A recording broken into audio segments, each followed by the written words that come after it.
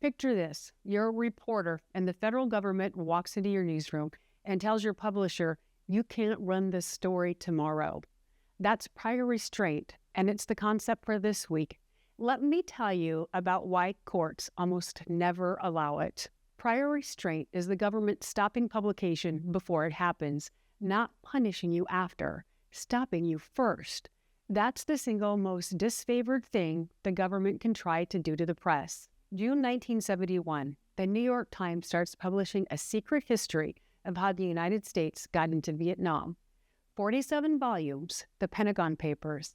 The Nixon administration goes to court and gets an order stopping the presses. The Times stops. The Washington Post picks it up and gets hit with the same order. 2 weeks later, it's at the Supreme Court. 6 justices said the government had not met its burden. The presumption runs against prior restraint. The government has to show real, imminent, irreparable harm. Embarrassment isn't enough. Possible harm isn't enough. The court said no. Understand why that matters from the reporter's chair.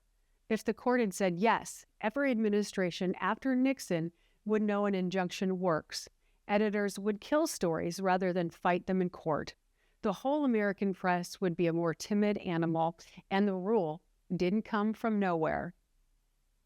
It came from a 1931 case, Neer versus Minnesota, the one we talked about last week when we covered incorporation.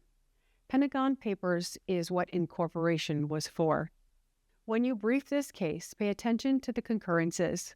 6 justices wrote separately, and each drew the line in a slightly different place. That's where the doctrine actually lives. I'll see you in the discussion.